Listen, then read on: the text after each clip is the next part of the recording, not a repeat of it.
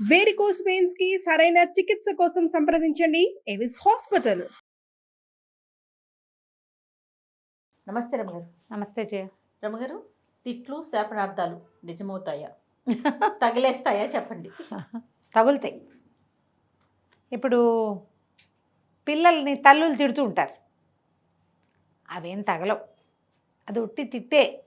ఆ క్షణానికి మనసులో నుంచి రాదు కదా, తల్లుల్లో వచ్చిన ఉద్రేకం వల్ల వస్తాయి అంతే. దాంతో ఏం అవ్వదు. కానీ మన పెద్దవాళ్ళు చెప్తారు, పిల్లల్ని తిట్టేటప్పుడు కూడా పెద్దవాళ్ళ తిట్లు దీవెనలు. తిట్టేటప్పుడు కూడా దీవెనే అనుకోవాలి. కానీ సాయంకాలాల వేళ అది దీపాలు పెట్టేటప్పుడు తథాస్తేవతలు తిరుగుతారు, అట్లా తిట్టద్దు పిల్లల్ని అంటారు. కేకలేయాలి, అంతేగా నువ్వు బాగుపడవు అనకూడదు. నువ్వేం బాగుపడతావు అనొచ్చు. ఇలాంటి పనులు చేస్తే నువ్వేం బాగుపడతావురా అనొచ్చు. నువ్వు బాగుపడవు, నువ్వు నాశనం అయిపోతావు అలాంటిది. నీ మొహం మండా, నిమ్మకడుపు కాలా, అలాంటి నీ తలపండు పగలా, అలాంటివి అనకూడదు. కానీ అవన్నీ తిట్లు సహజమైన తిట్లుగా ఉంటాయి కదా. మనం ఎన్ని తిడతాం అందులో. ఒక విడిదుంపదేగా కదా. మా ఆంటీ ఒకటి మొదలారా అంటారు, దీని మొదలారా అంటారు. ఆరటం అంటే పోవటమా అంటే ఏం కాదమ్మా, అది తిట్టు కాదు దీవెనే అంటుంటారు. మేమక్కడ బంగారం కాను అంటాం, తిడతారు. నువ్వు నాశనం అయిపోతావు. ఇందులో ఇంచి చూడు శాపనార్థాలు. నువ్వు బాగుపడవు, నువ్వు నాశనం అయిపోతావు, నీ పిల్లలు ఫకీర్లు అయిపోతారు, అయ్యో నువ్వే ఏదో రోడ్ల మీద పడి తిరుగుతావు, ఇలాంటివి తిడతారు కదా. కోపాలు వచ్చినప్పుడు తిడతారు. కడుపు మంటతోటి తిట్టే తిట్లు శాపనార్థాలు నిజం అవ్వచ్చు జయ. ఈ మామూలు కేకలేటాలు, మొగుడు పెళ్ళాలు కొట్టుకునేటప్పుడు ఒకళ్ళొకళ్ళు తిట్టుకోటాల్లో వచ్చే తిట్లు అవి కాదు. ఆక్రోశంతో తిడితే, మన వల్ల అవతల వాళ్ళు నష్టపోయి బాధపడి నలిగిపోయి కుంగి కునారిల్లిపోయి అప్పుడు తిడతారు చూడు, అవి నిజమవుతాయి. అన్నీ జరుగుతాయి. జరగకుండా ఎందుకుంటాయమ్మా? ఈ దౌర్భాగ్యపు మన జీవితాల్లో మనం తెలిసి తెలియకుండానే అవతల వాళ్ళ ఇబ్బందులకి కారణమవుతాం. తెలిసినా కూడా ఆగని వాళ్ళు కొంతమంది ఉంటారు, ఆగలేని పరిస్థితులు కొన్ని వస్తాయి. ఈ అవతల వాళ్ళు నలిగిపోతారు, దాని కింద పడి వాళ్ళ తిట్లు వాళ్ళ ఏడుపు కొట్టదు మనకి. మనం ఇది చెప్పుకుంటాం కదా, వాళ్ళ ఏడుపే కొట్టింది, వాళ్ళ దుఃఖమే కొట్టింది, ఇది కామన్గా అనుకుంటాం కదా. అంతే. నీకు మంచి కథ ఉంది, చెప్తా చూడు. ఆ కథ వల్లే ఇది వచ్చింది. ఓకే. ఒక ఊళ్ళో ఒక వడ్డీ వ్యాపారం ఉన్నట్టు, డబ్బులు లాగడంలో సిద్ధాస్తుట్టు ఆయన. ప్రతి వాళ్ళకి వడ్డీకి డబ్బులు ఇచ్చి వడ్డీని చక్రవడ్డీ చేసి చాలా డబ్బులు, వడ్డీలు ఎంత వడ్డీ కట్టినా సరే ఆగదు, వడ్డీ పడుతూనే ఉంటుంది. అసలు ఎప్పటికీ రాదు, తీరదు. చివరికి వాళ్ళ ఆస్తో ఏదో ఒకటి లాగేస్తాడు.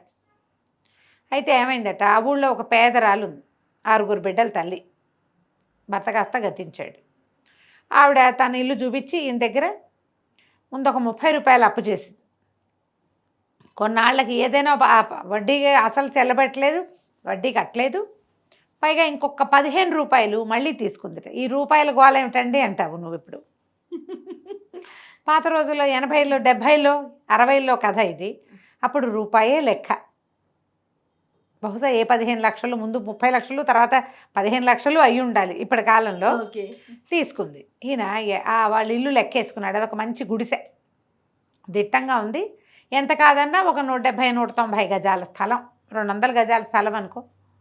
ఈ 200 గజాల స్థలము దీనికి సరిపెట్టి లాగేస్తే పోతుంది. 200 గజాల స్థలం ఇంచుమించుగా ఒక 100-150 రూపాయలు చేసేది ఆ రోజుల్లో. మరి ఇప్పుడు ఈ డబ్బులకి వడ్డీ వేసి అది 100 రూపాయలు లెక్క కట్టి ఆ ఇంటికి లాగేస్తే సరిపోతుంది అని ప్లాన్ చేసుకుని బయలుదేరాడు. బయలుదేరేసరికల్ ఆయనకి ఆ ఊళ్ళో పిశాచాలు ఉండేవి. చింత చెట్టు మొదట్లో ఒక చింత చెట్టు మీద నుంచి ఒక పిశాచం దిగింది బ్రహ్మాండమైన ఆకారంతో. ఈ దౌర్భాగ్యుడు ఆ పిశాచాలను చూడగలిగే కళ్ళున్నాయి, పిల్లి కళ్ళు వాడికి. అలా అనేవాళ్ళు జయ. పిల్లికలు వాళ్ళకి దెయ్యాలు కనిపిస్తాయి అనేవాళ్ళు. అవునో కాదో. ఇది చూసి అబ్బో మా ఊళ్ళో ఎవరికో మూడిందే అంటే ఈయన అడిగాడు. ఆ పిశాచం అడిగింది, మరి నువ్వెవరి కోసం బయలుదేరావు, నువ్వెవరికి మూడగొట్టడానికి అనేసరికి ఈయన చెప్పాడు, ఆ పాత రోజుల్లో 30 రూపాయలు అప్పించాను ముసలమ్మకి, మరి మళ్ళీ 15 రూపాయలు తీసుకుంది, అంటే 45 రూపాయలు ఓ 150 చేసే ఇల్లు ఒకటి ఉంది, 100కి సరిపెట్టి అది లాగేద్దానికి వెళ్తున్నాను అని వివరం అంతా చెప్పాడు తన వ్యాపార రహస్యం. పిశాచం అంది, మమ్మల్ని అందరూ ఆడిపోసుకుంటారు కానీ మీ మనుషుల్లో మమ్మల్ని మేము ఎంచిన వాళ్ళు ఉన్నారు, నువ్వు మామూలు వాడివే, 45 రూపాయలకి 150 రూపాయలు ఇల్లు సరిపెడదామని చూస్తున్నావే, మీరే గొప్ప గ్రేట్ మాకంటేను, మాకు మీ అంత జాత కాదు అన్నది పిశాచం. ఇద్దరు కలిసి నడవడం మొదలుపెట్టారు. నడవటం మొదలు పెడితే ఒక ఇంట్లో అరుగు మీద ఒక పిల్లాడు కాళ్ళు ఆడిస్తూ కూర్చున్నాడు. వాళ్ళ అమ్మేమో వాడిని తిట్టింది, ఓరు నిన్ను పిశాచం మింగా చచ్చినవాడా, వాకిలి తలుపు దొడ్డి తలుపు వేసిరారా అంటే పెరటి తలుపు తీసొచ్చో పిల్లమండి వచ్చి పాలన్నీ తాగిపోయింది, నేను పిశాచం ఎత్తుకుపోను అని ఇలా అనేసరికల్ సావుకారు అన్నాడు, ఈ వడ్డీ వ్యాపారి, అదిగో అదిగో ఎవరో నిన్ను పిలుస్తున్నారు, నీకు మంచి బిగిరాకి వచ్చి పడింది, పిల్లాడు నవనవలాడుతున్నాడు, పోయి తెచ్చుకోపో అన్నాడు. అనేసరికల్లా ఈ పిశాచం అంది నవ్వుతూ, అది నాకు ఇవ్వడానికి పిల్లవలా, పిల్లాడిని ఊరికే తిడుతోంది, తిట్లు అవి, వాటికేమవుతుందో టొట్టి మాట, పిశాచానికి ఇస్తానని పిలవటల్లా వాడు తలుపేయలేదని తిట్టడానికి ఆ వాక్యం వాడుతోంది తల్లి. ఎవరైనా రెడీగా ఇచ్చేసే పరిస్థితి వస్తే అది వేరే కదా, ఇవేం మనకు పాఠం, ఈ ఆహ్వానం నాకు సరిపోదు అని పిశాచం నడవటం మొదలెట్టింది. ఆ వాకిట్లో కూర్చున్న 10 ఏళ్ల పిల్లాడు లేచి లోపలికి వెళ్ళాడు, వాళ్ళ అమ్మ ముటికాయ ముట్టి వాకిలి తలిపేసి వాడిని లోపల తీసుకుపోయింది.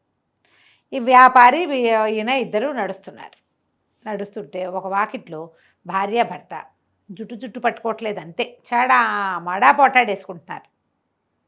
పోటాడేసుకుంటూ ఆయన అన్నాడు, ఓసి నేను మొహం మండా, నేను పిశాచం మింగయ్యా, నా రూపాయలన్నీ తీసుకెళ్ళి మీ పుట్టింటే దాన్ని పెడుతున్నావు కదే అంటే మా నాన్న ఇచ్చేస్తాడని చెప్పాను కాదు అని ఆవిడ అంటోంది. అనేసరికి వడ్డీ వ్యాపారం అన్నాడు మళ్ళీ పిశాచంతో, అదిగో పిశాచాన్ని నిన్ను మింగబెట్టడానికి పెళ్ళాన్ని సిద్ధంగా ఉంచాడు ఆయన, పోయి ఆవిడని మింగేసే, ఈ పూటకి నీకు ఆహారం సరిపోతుంది అన్నాడు. అనేసరికల్లా పిశాచం అంది, అబ్బాయి ఒకటి శాపనార్థాలు, నిజంగా ఇవ్వాలని కాదు, తన డబ్బులు ఏవో పోయినాయని అంటున్నాడు, ఒకవేళ ఇచ్చేస్తారని చెప్తోంది కదా, ఆయన చూస్తాడు మీ నాన్న వడ్డీ ఇస్తాడా అని అడుగుతాడు వాడు, కాబట్టి అది నాకు పిలుపు కాదు. నడిచారు. ఆ ముసలి ఆవిడ ఇల్లు వచ్చింది. 6 బిడ్డల తల్లి ఉందిగా పేదరాలు, ఈ వడ్డీ వ్యాపారి తలుపు కొట్టాడు. ఆ పిశాచం ఆ పక్కనే నిలబడి చూస్తోంది. వచ్చి పిన్ని బాగున్నావా, మరేమో నువ్వు పేద్దానివి, మరి 45 రూపాయలు ఉన్నాయి, నువ్వు ఇవ్వవలసినవి, నువ్వేమీ చెల్లుబెట్టలేదు, మరి ఆ వడ్డీ ఈ వడ్డీ అన్ని వడ్డీలు కలిపితే 100 రూపాయల దాకా పడుతుంది పిన్ని, నువ్వేమి ఇస్తావు చెప్పు, పెద్దదానివి, పిల్లలు ఇంకా గడిగట్లేదు చూడు నీ పిల్లలు, మరి నువ్వు ఒక పని చెయ్యి, ఇల్లు ఇచ్చేసేయి, నాకు ఇల్లు నా చేతిలో పెట్టు, నీ వడ్డీ కాగితం తెచ్చా, దీన్నేమి తింపేస్తా, ఇక నువ్వు నాకు బాకీ లేవు ఏం లేవు అనగానే ఈ ముసలావిడంది, ఊరిని మొహం మండా, నేను పిశాచం మింగా చచ్చినవాడా, 45 రూపాయలకి 150 రూపాయలు ఇల్లు కాజేద్దామని చూస్తున్నావా, ఉండు నీ సంగతి చెప్తా అని ఈవిడేం చేసింది, లోపలికి వెళ్ళి చీపురు తెచ్చి డ్యాస్ చేద్దాం, ఆవిడ ఉద్దేశం అది. ఈ వాకిట్లో నుంచున్న పిశాచం చటుక్కుని వెళ్ళి ఆ వడ్డీ వ్యాపారం అయితే నోట వేసుకుని వెళ్ళిపోయి, ఇప్పుడు ఇది తిట్టు, ఇలాంటివి నిజమవుతాయి. ఇప్పుడు లేకపోతే వాడు అంటే వాడు మొత్తం ఇల్లు హడపాయించేస్తాడా, అంతేగా. ఈ మామూలు తిట్లు సందర్భానుసారం తిట్టే తిట్లు కాదు, ఆక్రోశంతో తిట్టేదే నిజమవుతుంది. అవతల వాళ్ళు ఆక్రోశంతో ఉన్నప్పుడు వాళ్ళ తిట్లకి దొరక్కండి. నువ్వు పైకి రావు, నువ్వు నాశనం అయిపోతావు, మట్టి కట్టుకుపోతావు, అలాంటివి వాళ్ళు ఏమైనా తిట్టారంటే ఇవాళ కాకపోతే రేపొద్దున మీ నెత్తి మీదకి వచ్చి తీరుతుంది. తిట్లకి దొరకకూడదు అంటే ఏం చేయాలమ్మా, జాగ్రత్తగా ఉండాలి. తిట్లు అవతల వాళ్ళు తిట్టే లెవెల్కి మనం వెళ్ళకూడదు. పిల్లల్ని ఊరికే తిడుతూ ఉంటాం మనం, ఇలాంటి పిచ్చి తిట్లు తిట్టకండి.